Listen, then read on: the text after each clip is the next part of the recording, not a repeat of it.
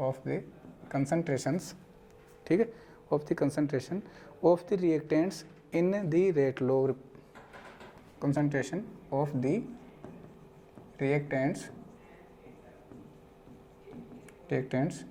in rate law expression, the sum of power of the concentration of the reactants in rate law expression, in rate law expression. For example, rate is equal to k a raised to the power n1, b raised to the power n2 and c raised to the power n3. ये rate लो है और ये कैसा है, experimental. कैसा है, experimental. तो हमने इसको देखा और देखा तो कि जो रिएक्टेंट है ABC हैं और इन रिएक्टेंट की पावर क्या है, एक की पावर है n1, उसकी पावर है n2 और इसकी पावर है n3। तीनों को ऐड कर दिया, तीनों का सम कर दिया, तो वो सम किसके इक्वल आएगा, ऑर्डर के इक्वल आएगा। तो बताओ जब रेट लो खुद एक्सपेरिमेंटल है तो ऑर्डर भी कैसा होगा, ऑर्डर भी कैसा होगा, एक्सपेरिमेंटल होगा। ऑर्डर कैसा होगा, एक्सपेरिमेंटल होगा, ठीक है। ऑर्डर कैसा होगा, एक्सपेरिमेंटल होगा, ठीक है। तो आप इसको लिख लोगे, ध्यान रखना, ऑर्डर कैसा होगा, एक्सपेरिमेंटल होगा। तो ये इसकी आ गई डेफिनेशन आ गई, the sum of power of concentration of reactant in rate law expression, ठीक है। तो ये हो गया आपकी ऑर्डर की डेफिनेशन। अब लिखो आप मोलिकुलरिटी, लिखोगे मोलिकुलरिटी, मोलिकुलरिटी, ध्यान रखना भाई। देखो क्या होता है, number of reactant, number of reacting species, number of reacting species मतलब ये है वो आयंस हो सकते हैं, एटम्स हो सकते हैं और मॉलिक्यूल्स हो सकते हैं। तो मैं बोल रहा हूँ नंबर ऑफ एटम्स, मॉलिक्यूल्स और ions which effectively take part in reaction called molecularity of reaction. फिर से बोलूँ, नंबर ऑफ एटम्स, मॉलिक्यूल्स और ions which effectively take part in reactions called molecularity of reaction. अब ध्यान रखना, जो मोलिकुलरिटी ऑफ रिएक्शन है, ठीक है, ये थ्योरेटिकल डाटा है, इसको अपन थ्योरेटिकली बता सकते हैं, देख के बता सकते हैं इसको, ठीक है। आपको इसके लिए एक्सपेरिमेंट की जरूरत नहीं पड़ेगी, लेकिन ऑर्डर आप देख के नहीं बता सकते। अगर आपको रेट लो एक्सप्रेशन गिवन है तो ही आप ऑर्डर बता सकते हो, अगर नहीं है तो आप रिएक्शन को देख के ऑर्डर नहीं बता सकते, जबकि हम रिएक्शन को देख के मोलिकुलरिटी बता सकते हैं, ठीक है, ध्यान रखना। दूसरी बात, जो मोलिकुलरिटी होती है वो कभी भी 3 से ज़्यादा नहीं हो सकती।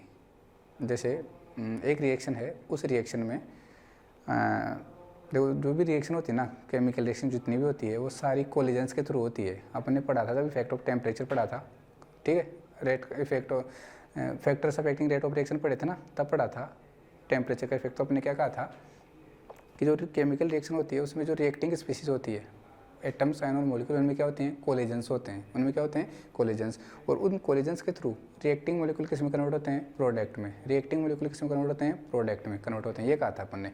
अब ये कहा कि रिएक्टेंट मॉलिक्यूल में क्या होती है, कोलिजन्स होते हैं, क्या होते हैं, कोलिजन्स होते हैं। अगर यूनिमोलिकुलर रिएक्शन आप ले रहे हो, मतलब एक ही टाइप के रिएक्टेंट आपने ले रखे हैं, वो चाहे कितने लो, एक ही टाइप के रिएक्टेंट तो आप कितने ही लो, वो काउंट नहीं होंगे, वो तो उनके मोलिकुलरिटी कितनी होगी, 1 ही होगी, ठीक है। तो उनमें क्या होगा, जो कोलिजन्स होंगे वो बेटर होंगे। अरे सेम टाइप के जो मॉलिक्यूल्स होंगे, एटम्स होंगे, आयंस होंगे, उनमें कोलिजन्स क्या होंगे, बेटर होंगे। तो कोलिजन्स बेटर होंगे तो उनकी रेट ऑफ रिएक्शन भी क्या होगी, ज़्यादा होगी। अब अगर बात करते हैं बाई मोलिकुलर रिएक्शन की, किसकी बात करते हैं, बाई मोलिकुलर रिएक्शन की, तो वहाँ पे आपके 2 टाइप के एटम्स, मॉलिक्यूल्स और आयंस आपके पास आ जाएंगे। बाई मोलिकुलर का मतलब क्या हो गया, बाई मोलिकुलर का मतलब क्या हो गया, 2 टाइप के या तो एटम्स या मॉलिक्यूल्स या आयंस आपके पास आ गए। अब उनमें जो कोलिजन की प्रोबेबिलिटी है, एटम्स, मॉलिक्यूल और आयंस जो कि डिफरेंट हो गए हैं, उनमें जो कोलिजन्स की क्या है, प्रोबेबिलिटी है, वो थोड़ी डिक्रीज हो जाती है। क्यों, कि वहाँ पे डिफरेंट टाइप के मॉलिक्यूल्स आ गए, एटम्स आ गए, आयंस आ गए, तो उनको रेंडमली जो कोलाइड करेंगे तो उनमें जो कोलिजन्स की प्रोबेबिलिटी वो क्या हो जाती है, क्या हो जाती है, डिक्रीज़ हो जाती है। तो वहाँ पे कोलिजन्स की प्रोबेबिलिटी डिक्रीज़ हो जाएगी, तो रेट ऑफ रिएक्शन क्या हो जाएगी, डिक्रीज़ हो जाएगी। ठीक है, और बात करते हैं ट्राई मोलिकुलर रिएक्शन की, जिनमें 3 टाइप के रिएक्टिंग मोलिक्यूल्स पार्टिसिपेट करते हैं। तो वहाँ पे तो प्रोबेबिलिटी और भी डाउन हो जाएगी। और 3 टाइप के रिएक्टिंग मोलिक्यूल्स हैं। अब वो क्या करेंगे, सेम में अगर वो कोलिजन करते हैं तो उसकी प्रोबेबिलिटी बहुत कम होती है। क्यों? क्योंकि हो सकता है वो दूसरे वाले टाइप के साथ कोलाइड कर लें, तीसरे वाले टाइप के साथ क्या कर लें, कोलाइड कर सकते हैं। तो वहाँ पे प्रोबेबिलिटी और भी कम हो जाती है खुद से कोलाइड करने की। तो वहाँ पे प्रोबेबिलिटी और कम होने की वजह से जो प्रोडक्ट में कन्वर्जन की रेट है वो और भी कम हो जाती है। ठीक है, तो जैसे जैसे प्रोबेबिलिटी कम हो जाती है, इन रिएक्शन की जो अवेलेबिलिटी है वो भी क्या हो जाती है, कम हो जाती है। तो ये कहा जाता है कि जो ट्राई मोलिकुलर रिएक्शन होती है ना, वो रेयर होती है। क्या होती है, रेयर। देखो, यूनिमोलिकुलर रिएक्शन होती है वो मोस्ट कॉमन होती है, आपको हर जगह मिल जाएगी। बाई मोलिकुलर जो रिएक्शन होती है ना वो कॉमन होती है, और जो ट्राई मोलिकुलर रिएक्शन होती है वो रेयर होती है। एंड जो हायर मोलिकुलर रिएक्शन होगी इससे ज़्यादा वाली, वो तो होगी ही नहीं, वो तो होगी ही नहीं। ट्राई मोलिकुलर से ज़्यादा मोलिकुलर की जो रिएक्शन होती है, टेट्रा मोलिकुलर, पेंटा मोलिकुलर, वो रिएक्शन होती ही नहीं है, क्योंकि मैक्सिमम प्रोबेबिलिटी तो यहीं ख़त्म हो गई ट्राई मोलिकुलर में ही। ठीक है ना, इसी की रेट बहुत कम होती है। ठीक है, इसलिए बाकी वाली रिएक्शन तो होती ही नहीं है। ट्राई मोलिकुलर ही क्या होती है, रेयर, आपको बहुत ही कम देखने को मिलेगी, इसके अलावा देखने को आपको नहीं मिलेगी। तो ध्यान रखना, जो मोलिकुलरिटी है उसकी वैल्यू 3 से ज़्यादा नहीं हो सकती। मोलिकुलरिटी की वैल्यू 3 से ज़्यादा नहीं हो सकती। मोलिकुलरिटी एक थ्योरेटिकल क्वांटिटी है जिसको आप आइडेंटिफाई कर सकते हो रिएक्शन को देख के। ठीक है, बस ध्यान रखना, जो मोलिक्यूल्स, नंबर ऑफ मोलिक्यूल्स और ion which effectively take part in rate of reaction, जो रिएक्शन में इफेक्टिवली पार्टिसिपेट करते हैं उन्हीं को आपको काउंट करना है। ऐसा नहीं है, देखो बहुत सारे रिएक्टिंग मोलिक्यूल्स हैं, अब जरूरी थोड़ी है कि सारे के सारे कोलिजन करें।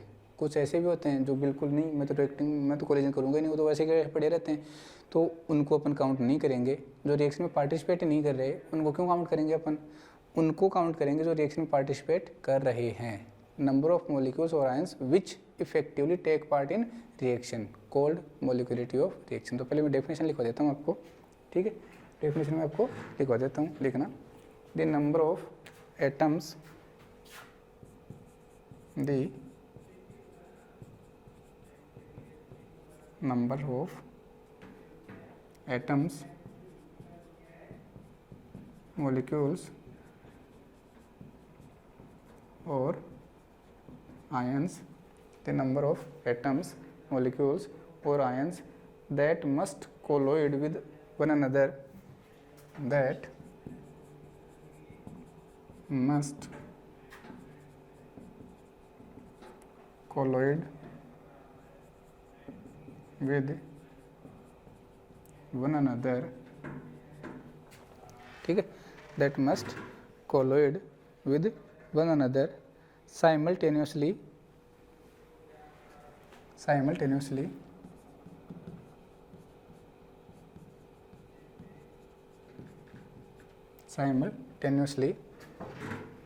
so as to result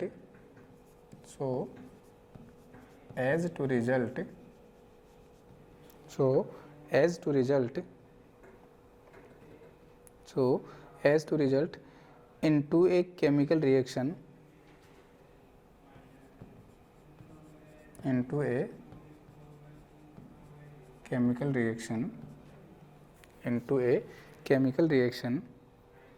is called molecularity,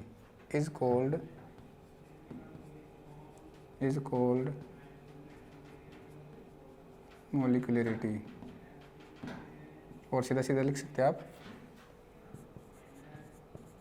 the number of atoms, molecules और ions which effectively take part in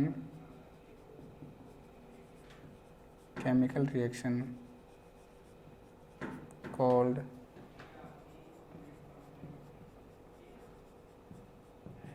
molecularity। ठीक है, नोट डाल के एक चीज़ लिख लो, नोट डाल के एक चीज़ लिख लो, लिख लो। Reactions generally have molecularity, reactions generally have molecularity 1, 2 and 3, ठीक है, 1, 2 and 3। reaction with molecularity, आगे लिखना रिएक्शन विद, नेक्स्ट लाइन लिख लेते हैं, ठीक है।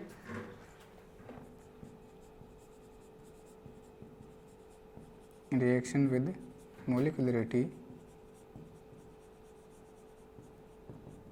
Reaction with molecularity more than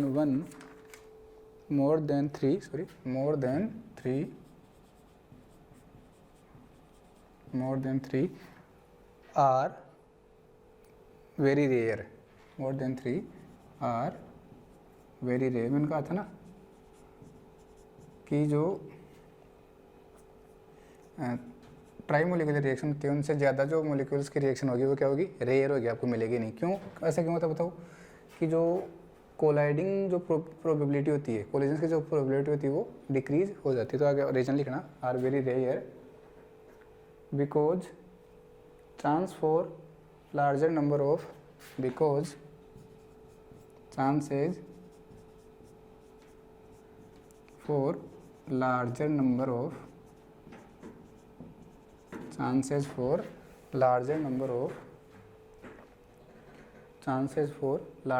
of molecules to come, larger number of molecules to come simultaneously,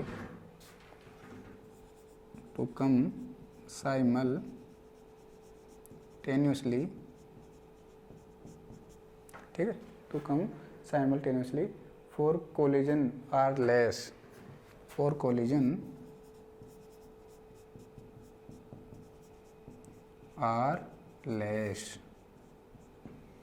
इतने सारे मॉलिक्यूल्स आके खुद से क्या करें, कोलिजन्स करें, उनकी जो प्रोबेबिलिटी होती है, जो चांस होते हैं, जो प्रोबेबिलिटी होती है वो क्या हो जाती है, बहुत कम हो जाती है।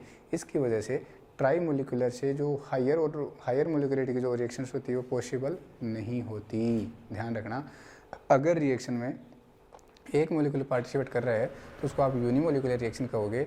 अगर रिएक्शन में 2 मोलिक्यूल पार्टिसिपेट कर रहे हैं तो उसको आप बाईमोलिकुलर रिएक्शन कहोगे। और रिएक्शन में अगर 3 मोलिक्यूल पार्टिसिपेट कर रहे हैं तो उसको आप क्या कहोगे, ट्राईमोलिकुलर रिएक्शन आप उसको कहोगे। ठीक है, तो अब अपन क्या करते हैं, एक इंडेक्स बनाते हैं जिसमें ऑर्डर एंड मोलिकुलरिटी में डिफरेंस अपन पढ़ते हैं। ठीक भाई, ओके। तो एक तरफ आप लिखो ऑर्डर और दूसरी तरफ आप लिखो मोलिकुलरिटी। एक तरफ आप लिखो ऑर्डर और दूसरी तरफ आप लिखो मोलिकुलरिटी। उससे पहले आप नोट डाल के एक चीज़ और लिख लेना, नोट डाल के एक चीज़ और लिख लेना, 4 एलिमेंट्री रिएक्शन। नोट डाल के एक चीज़ लिख लेना, 4 एलिमेंट्री रिएक्शन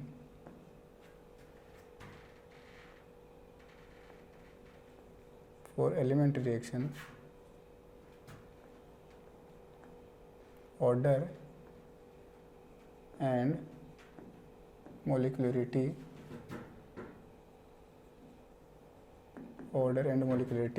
are same। ठीक है, आर सेम। ध्यान रखना इस बात का, जो एलिमेंट्री रिएक्शन होती है उनके लिए ऑर्डर एंड मोलिकुलरिटी वाली क्या होती है, सेम होती है। समझ गए? एलिमेंट्री मतलब समझते हो, जो रिएक्शन सिंगल स्टेप में कंप्लीट होती है उनको एलिमेंट्री रिएक्शन कहते हैं, और जो रिएक्शन मोर देन 1 स्टेप में कंप्लीट होती है उनको क्या कहते हैं, कॉम्प्लेक्स रिएक्शन। तो मतलब लिख लेना, या तो ये दिमाग में बैठा लेना, मैं बोल रहा हूँ, those reaction which complete in single step called elementary reaction and those reaction which complete in more than 1 step called complex reactions। ठीक है, तो अपने क्या कहा कि जो एलिमेंट्री रिएक्शन होती है उनके लिए ऑर्डर एंड मोलिकुलरिटी वैल्यू क्या होती है, सेम होती है बाय द वे। ठीक है, अब आप एक तरफ लिखो ऑर्डर, एक तरफ आप लिखो ऑर्डर और दूसरी तरफ आप लिख लो मोलिकुलरिटी। ठीक है भाई, ऑर्डर एंड मोलिकुलरिटी आप लिखने जा रहे हो। पहला पॉइंट है ऑर्डर में, दोनों तरफ डेफिनेशन लिख दो। क्या था? Order is the sum of power of concentration, sum of power of concentrations of reactant in rate law expression, in rate law expression। इधर क्या लिखोगे? the number of molecules, atoms और ions, ठीक है, which are effectively take part in chemical reaction। ठीक है, okay. Point number 2, order is experimental quantity,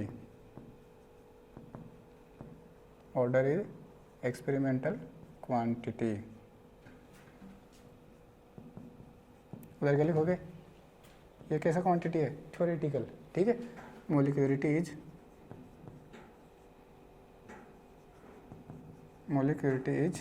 theoretical quantity.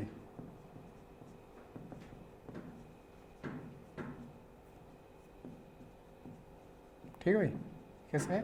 Theoretical quantity. अगला देखो, क्या बताओ? ऑर्डर, जो ऑर्डर है उसकी वैल्यू 0 हो सकती है? ऑर्डर की वैल्यू 0 हो सकती है? बिल्कुल हो सकती है। ऑर्डर की वैल्यू फ्रैक्शन हो सकती है क्या? हाफ ऑर्डर, 3/2 ऑर्डर, बिल्कुल हो सकती है। और ऑर्डर की वैल्यू नेगेटिव भी हो सकती है। ऑर्डर की वैल्यू 0 भी हो सकती है, नेगेटिव भी हो सकती है, फ्रैक्शन भी हो सकती है, ध्यान रखना। ठीक है, तो आप इसके लिए पॉइंट लिखोगे, order can be 0, order can be 0 negative, order can be 0 negative and even a fraction,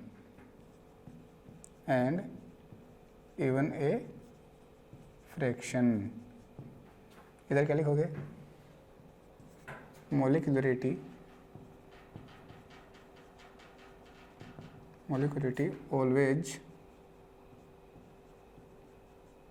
always a whole number,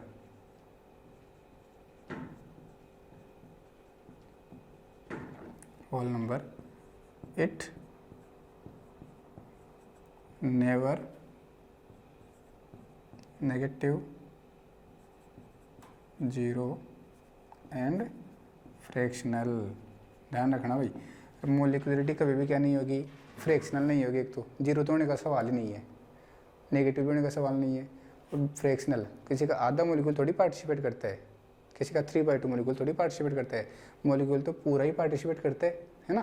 तो मोलिकुलरिटी ना तो क्या होगी? नेगेटिव होगी, ना ही 0 होगी, और ना ही क्या होगी? फ्रैक्शनल होगी। ऑलवेज क्या होगी? एक होल नंबर होगी। अगला पॉइंट देखो, अगला पॉइंट जो है वो है, जो ऑर्डर है वो एक एलिमेंट्री रिएक्शन और कॉम्प्लेक्स रिएक्शन दोनों के लिए दिया जाता है। ठीक है भाई, अब लिख लेना, ऑर्डर इज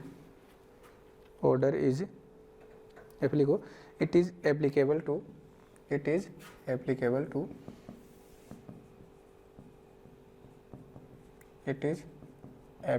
टू एलिमेंट्री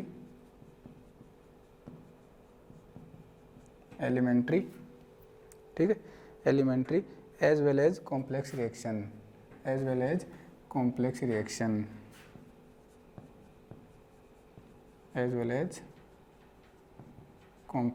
ध्यान रखना। जो कॉम्प्लेक्स रिएक्शन होगी उनकी आपको मैकेनिज्म देखनी है, और जिस भी स्टेप के आगे RDS लिखा हुआ हो, जिस भी स्टेप के आगे क्या लिखा हो? RDS, स्लो एंड RDS लिखा हो, उस स्टेप में देख लेना जो रेट है, उस स्टेप की जो रेट लो है वो चेक कर लेना, उसमें जो ऑर्डर आएगा वही क्या होगा आपका कॉम्प्लेक्स रिएक्शन का क्या होगा ऑर्डर होगा। मोलिकुलरिटी ऑलवेज किसके लिए डिफाइन है, किसके लिए डिफाइन है, ओनली एलिमेंट्री रिएक्शन के लिए, ठीक है। It is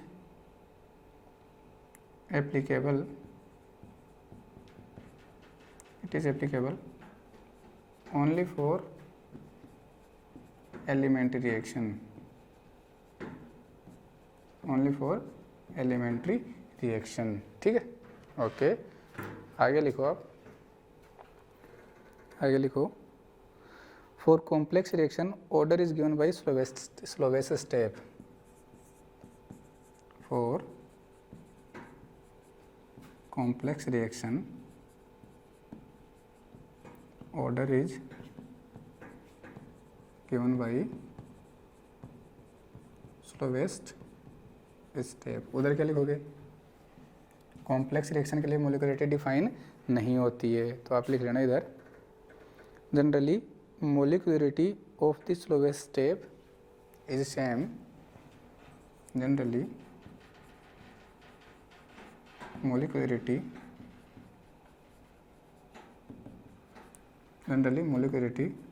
of the slowest step is same, generally molecularity of the slowest step is same as the order of the overall reaction, as the order of the overall reaction, ठीक है भाई। Number 6 देखो, क्या higher order reaction possible है क्या, 3 order 4 order 5 order, बिल्कुल possible है, ठीक है। Higher order reaction are possible, उधर क्या लिखोगे,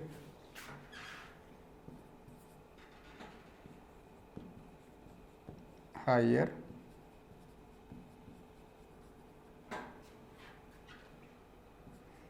molecularity reaction are not possible। For example देखो, यूनिमोलिकुलर रिएक्शन ये क्या होती है, मोस्ट कॉमन होती है, क्या होती है, मोस्ट कॉमन। बाईमोलिकुलर रिएक्शन,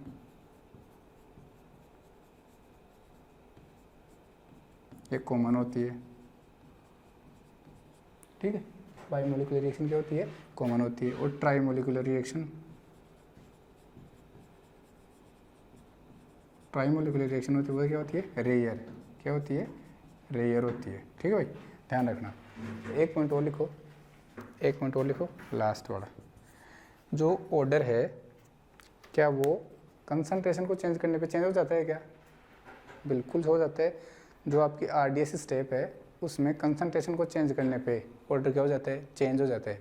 लेकिन क्या कंसंट्रेशन को चेंज करने पे मोलिकुलरिटी चेंज थोड़ी होगी, नंबर ऑफ मोलिक्यूल्स तो सेम ही रहेंगे, कंसंट्रेशन कितनी चेंज कर दो, कंसंट्रेशन चेंज करने से मोलिकुलरिटी के ऊपर कोई इफेक्ट नहीं होता। तो लास्ट वाला जो पॉइंट है वो लिखो आप, देखो order of reaction can be changed by, order of reaction,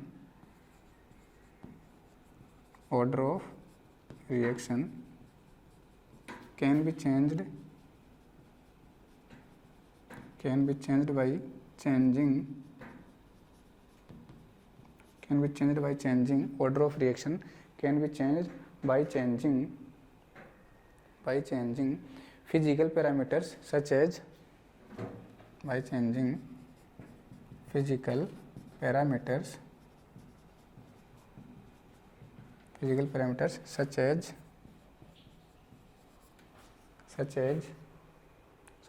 concentration and temperature,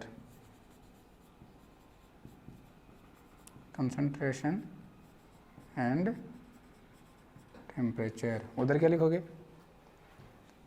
अरे कंसंट्रेशन और टेम्परेचर चेंज करने पे क्या मोलिकुलरिटी चेंज हो जाती है क्या, बिल्कुल भी नहीं होती है। तो लिखना molecularity is always characteristic for molecularity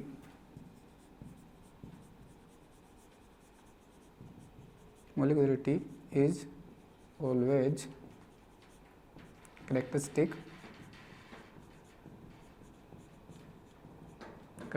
molecularity is always characteristics for each step and thus characteristics for each steps and thus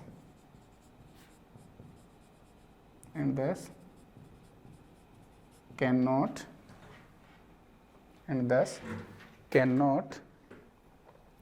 be changed,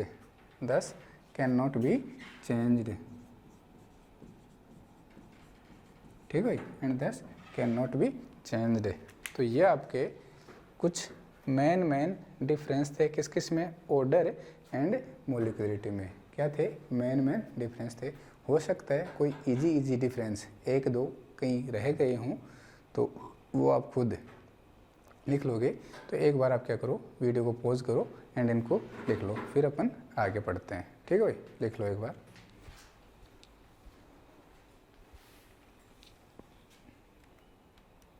तो देखिए स्टूडेंट्स, अपने अभी तक ऑर्डर एंड मोलिकुलरिटी में डिफरेंस पढ़ लिया था। अब अपन आगे चलते हैं अपने नेक्स्ट टॉपिक की तरफ, जिसका नाम है, वेरी इंपॉर्टेंट है, ध्यान रखना, determination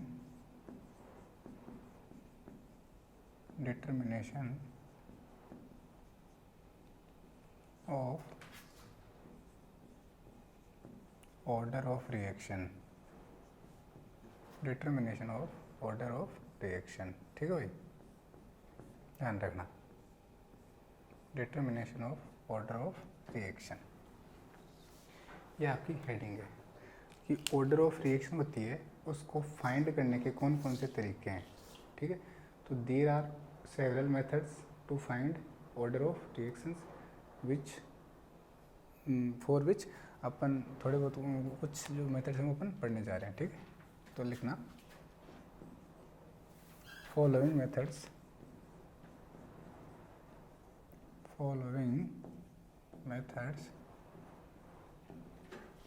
are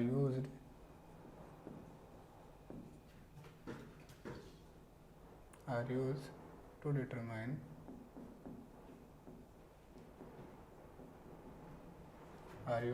determining order of reaction। ठीक है, पहला जो मेथड है वो है इंटीग्रेशन मेथड। पहला मेथड कौन सा है, इंटीग्रेशन मेथड। इसका जो दूसरा नाम है वो है हिट एंड ट्रायल मेथड। ठीक है भाई, हिट एंड ट्रायल मेथड। दूसरा जो मेथड है उसका नाम है differentiation method.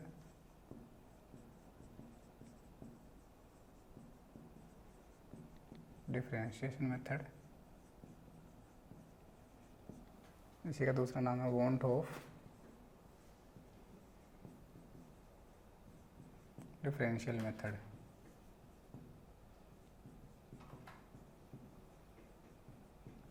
Want of differential method. इसी का एक नाम और है इनिशियल रेट मेथड। ठीक भाई, ठीक है, ओके। तो थर्ड है वो है ग्राफिकल मेथड। थर्ड कौन सा है, ग्राफिकल मेथड। फोर्थ आपका half life method.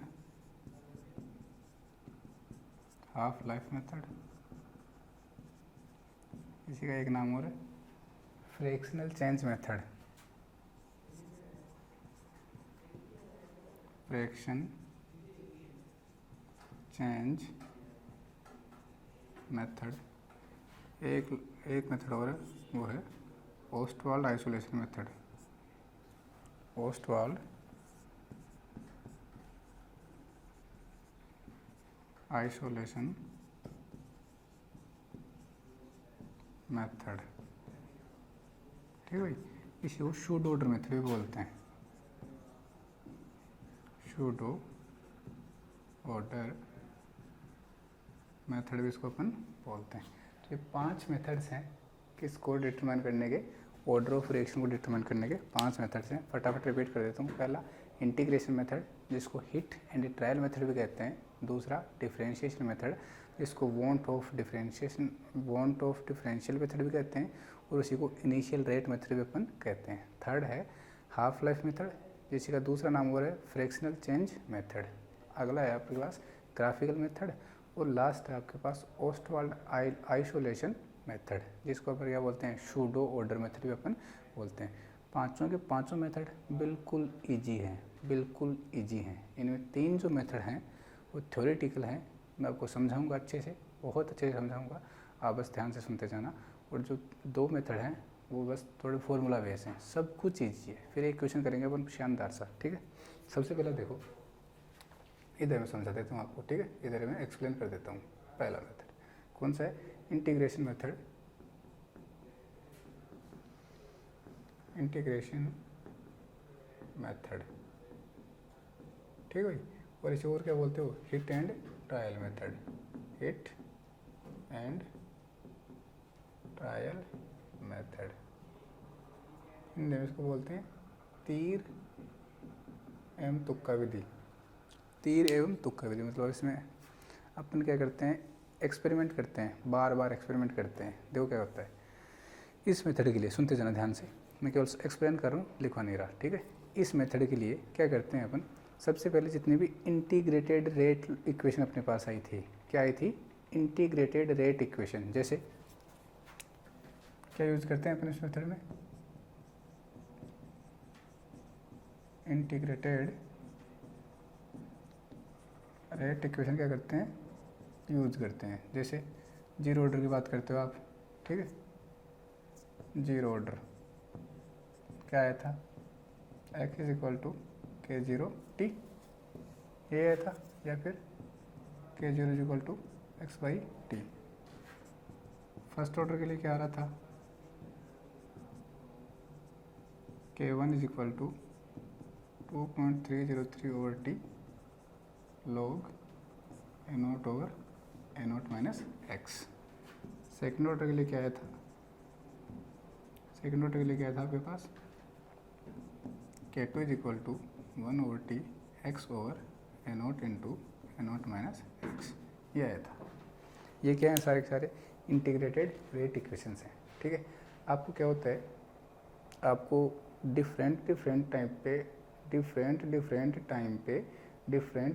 Initial concentration given होती है। ध्यान रखना क्या होता है, आपको डिफरेंट टाइम पे डिफरेंट इनिशियल कंसंट्रेशन गिवन होती है। फॉर एग्जांपल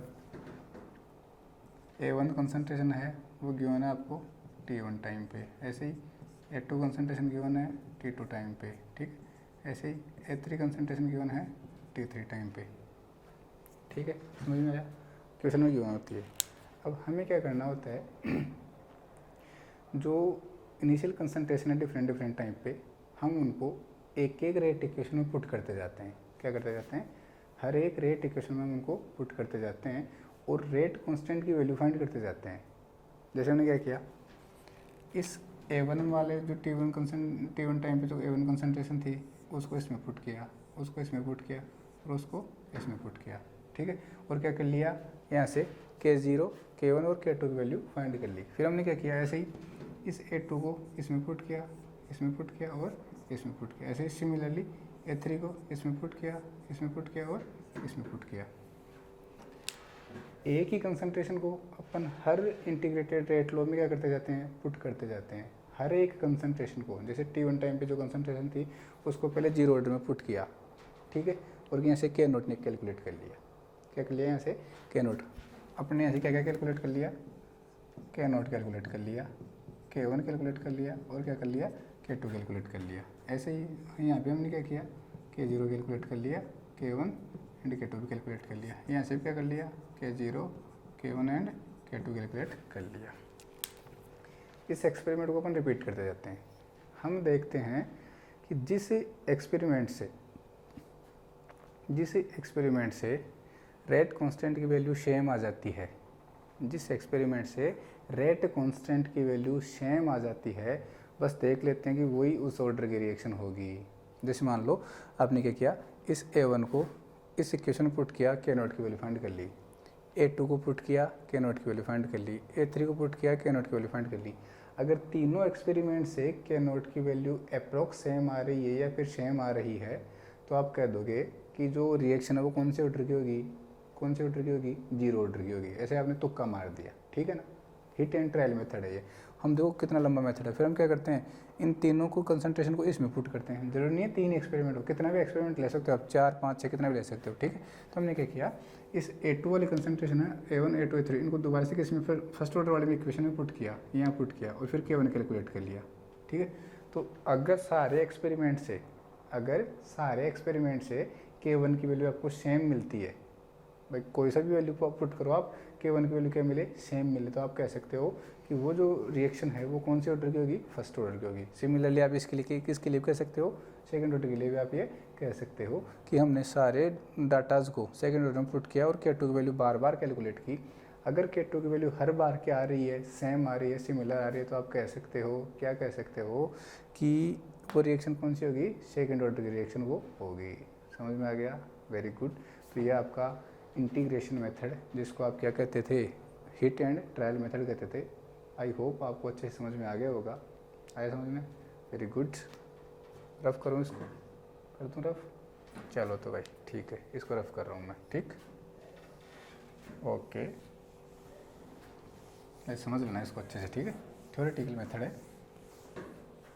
मैंने समझा एक्सपेरिमेंट, बस वैसे आप एग्जाम में लिख किया जाना। जो दूसरा मेथड है वो है, डायरेक्ट लिख रहा हूँ, want of method, want of method, ठीक है। और क्या कहते हैं इसको, initial rate method, initial rate method. इसका पूरा नाम क्या है, want of differential method, want of differential method. और इसी का तीसरा नाम एक और बोलो क्या है, डिफरेंशिएशन मेथड। कौन सा मेथड, डिफरेंशिएशन मेथड। इसका 3 नाम है, कौन कौन से, सबसे पहला नाम डिफरेंशिएशन मेथड, दूसरा नाम वांट ऑफ डिफरेंशियल मेथड और तीसरा नाम इनिशियल रेट मेथड। क्या होता है इनिशियल रेट मेथड, समझते जाना। अपन क्या लिखते हैं, जो रेट होती है वो डायरेक्टली प्रोपोर्शनल होती है किसके, कंसंट्रेशन के, ठीक है। और rest of the power n के क्या होती है, डायरेक्टली प्रोपोर्शनल होती है। यही तो होता है, ये रेट लो कैसा होता है, एक्सपेरिमेंटली होता है। और इस एक्सपेरिमेंटल में जो ये n है, ये क्या है, ऑर्डर को रिप्रेजेंट करती है, ठीक है। तो यहाँ से मैं इसको ऐसे कह सकता हूँ क्या, कि रेट से मैंने ले लिया r, ठीक है, और कंसंट्रेशन से मैंने क्या ले लिया c फॉर समझा, कंसंट्रेशन, ठीक है। और इसके rest of the power n। अब देखो मैं यहाँ से 2 एक्सपेरिमेंट कर रहा हूँ भाई, समझना, फॉर्मूला बनाना सिखा रहा हूँ आपको कैसे करते हैं। आपने एक्सपेरिमेंट 1 किया तो उसमें R1 ले लिया रेट को, ठीक है, प्रोपोर्शनल टू C1, इसकी पावर क्या होगी N1, ठीक है, चलो n ही रख लो, पावर तो कोटि तो सेम ही रहेगी, ठीक है। इधर क्या लिखो, R2 proportional to C raised to the power n, ये C2 हो जाएगी, कंसंट्रेशन क्या हो जाएगी C2, और वो n ही रहेगा, ठीक है। समझ में आ गया इतना, वेरी गुड। अब आप देखो तो इसको इक्वेशन 1 कह दो, इसको इक्वेशन क्या कह दो, 2 कह दो। देखना भाई एक चीज़ देखना, अगर आप ये करो R1 is equal to K C की पावर n C1 की पावर n, इक्वेशन 1, ठीक, ऐसे कह दो बस, अच्छा लगेगा थोड़ा सा आपको। R2 is equal to K C2 की पावर n, इक्वेशन 2, ठीक, आपको अच्छा लगे। K क्या है, प्रोपोर्शनलिटी कांस्टेंट है, दोनों में सेम है। आपने क्या किया, इक्वेशन 1 डिवाइडेड बाई इक्वेशन 2 किया, ठीक है। तो क्या होगा, R1 by R2 is equal to, देखो K1 से K1 कैंसिल हो जाएगा, क्या आएगा C1 बाई C2। अब इसकी भी पावर n1 है, इसकी भी पावर n1 है, तो अपने ये कह सकते हैं क्या कि होल पावर क्या हो जाएगी, n हो जाएगी। होल पावर क्या हो जाएगी, n, सॉरी C1 की पावर भी n है और C2 की पावर भी क्या है, n है, तो दोनों की होल पावर में लिख दी n। ठीक है, ये आपको इक्वेशन आप इसको 3 कह दोगे। अब हम क्या करते हैं, इस इक्वेशन का लॉग लेते हैं। क्या करते हैं, लॉग लेते हैं। ठीक है, तो मैं लिख रहा हूँ इधर, टेकिंग log ऑफ इक्वेशन 3। तो देखो क्या होगा, log R1 by R2 is equal to क्या होगा,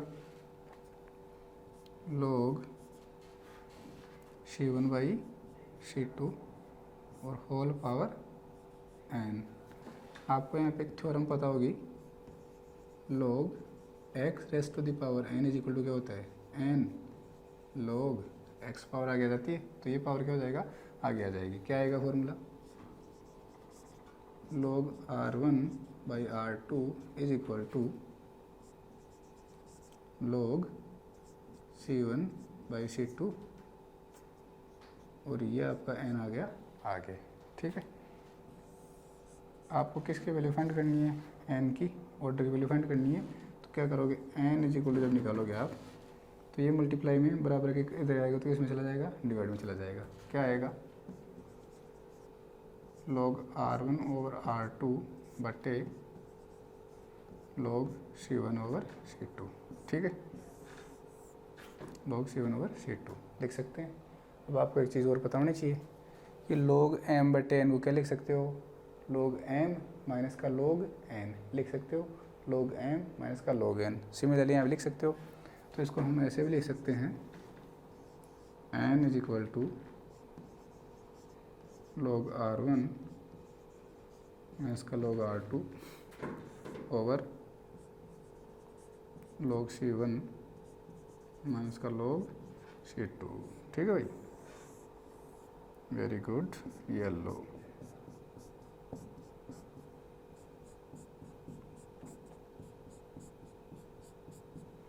ये आपका फॉर्मूला बन गया। ठीक है, n क्या है, ऑर्डर ऑफ रिएक्शन है। n क्या है, ऑर्डर ऑफ रिएक्शन है। ये क्वेश्चन थ्योरेटिकल भी सोल्व हो सकता है। मैंने कहा था ना आपको, याद करो, फर्स्ट ऑर्डर 0 ऑर्डर से स्टार्ट करते हैं। 0 ऑर्डर में कंसंट्रेशन को आप कितने टाइम इंक्रीज करो, रेट के ऊपर कोई इफेक्ट नहीं होगा। तो पहचान जाना, अगर रेट कंसंट्रेशन 2 टाइम कर रहे हो, रेट एज इट इज रह रही है, तो उसके रेस्पेक्ट में ऑर्डर कौन सा होगा, 0 ऑर्डर।